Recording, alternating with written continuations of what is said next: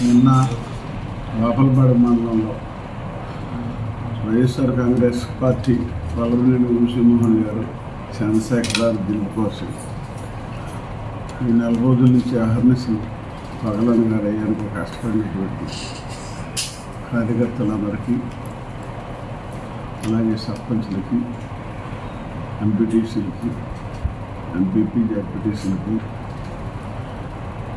అలాగే బ్యాంక్ ప్రెసిడెంట్లకి, వివిధ హోదాలో ఉన్న నాయకులు కానీ, వార్డు స్థాయిలో ఉన్నారు కానీ, ప్రజానేకం కానీ అందరూ కూడా అహర్నిశలు వంశీమోహన్ గారిని గెలిపించాలని, అలాగే ఎంపీ చంద్రశేఖర్ గారిని గెలిపించాలని నిద్రాహారాలు మాని చాలా కష్టపడ్డారు. మీ అందరికీ ప్రత్యేక ధన్యవాదాలు. అలాగే రేపు రాబోయే పరిస్థితుల్లో కూడా కౌంటింగ్ రోజు నాటికి ఎట్టి పరిస్థితుల్లో వల్లభనేని వంశీమోహన్ గారు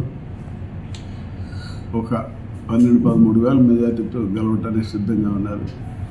అలాగే మన ఎంపీ చంద్రశేఖర్ గారు కూడా మంచి భారీ మెజార్టీతో గెలవడానికి సిద్ధంగా ఉన్నారు. ప్రభుత్వం జగన్మోహన్ రెడ్డి గారు 130 సీట్లతో ముఖ్యమంత్రి అవడానికి సిద్ధంగా ఉన్నారు.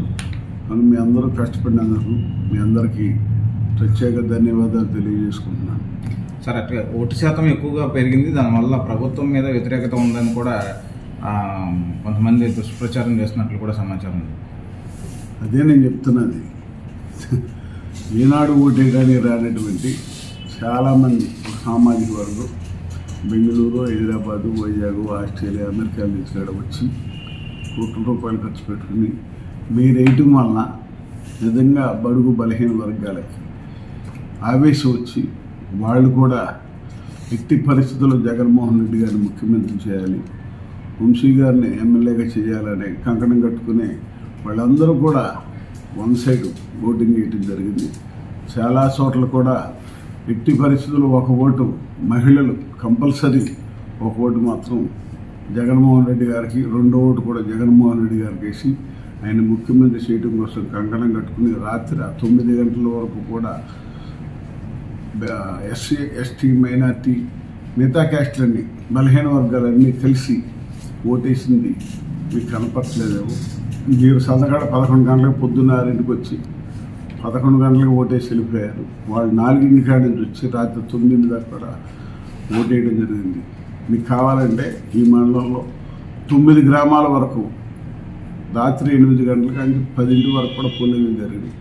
అదే నిదర్శనం. ఇంకంతకంటే చెప్పాల్సిన అవసరం లేదు. లేడీస్ అన్ని గంటల నుంచి ఓటేయడానికి బలహీన వర్గాలు ఉన్నాయంటే మీ మీద కోపంతోనే వాళ్ళు జగన్మోహన్ రెడ్డిని గెలిపించాలనే ఉద్దేశంతో, వంశీ గారిని గెలిపించాలనే ఉద్దేశంతోనే కంకణం కట్టుకుని ఇన్ని గంటలైన బూతుల్లో నుంచుని ఓటేసి వెళ్ళారు. ఇదే నిదర్శనం, ఇంకా వేరే నిదర్శనం అక్కర్లా. ఇప్పుడు కూడా 6 గంటలంటే క్లోజ్ అయిపోయేది. ఎక్కడ మళ్ళీ ఎలక్షన్ రాత్రి 8, 9, 10 గంటల వరకు జరగలేదు. ఈసారి జరిగిందంటే ప్రతి కుటుంబం బలహీన వర్గాల జగన్మోహన్ రెడ్డి గారిని గెలిపించడం కోసం కష్టపడిన మాట వాస్తవం. సార్, అక్కడక్కడ ఘర్షణ చోటు చేసుకున్నాయి, వాటి మీద మీరు ఏమన్నా? ఘర్షణ చోటు చేసుకున్నాయంటే టంగు స్లిప్ అయ్యి తెలుగుదేశం వాళ్ళు అక్కడక్కడ నాయకుల మీద, అక్కడ ఉన్నటువంటి మా కార్యకర్తల మీద నోటుకొచ్చినట్టు పదజాలాలు వాడితే అక్కడ ఉన్నటువంటి పబ్లిక్ బలహీన వర్గాలు తెచ్చిపోయిన మాట వాస్తవం. ఎందుకనంటే మీరు ఆర్థిక బలం ఉన్నవాళ్ళు సామాన్యుని తొక్కేయాలనే ఉద్దేశంతో మీరు ఎక్కడ పడితే అక్కడ నోటుకొచ్చినట్టు పదజాలాలు వాడారు. వాడినప్పుడు బలహీన వర్గాలు చేయగలిగేది ఏంటి? మీరు వాడొచ్చు ఆ పదం. వైఎస్ఆర్ కాంగ్రెస్ పార్టీ ఏజెంట్లను కానీ, బూతుల్లో కూర్చున్న వాళ్ళు కానీ బెదిరించారు. మీరు బెదిరించిన మాట వాస్తవం కాదా? వాళ్ళని బూతులు తిట్టిన మాట వాస్తవం కాదా?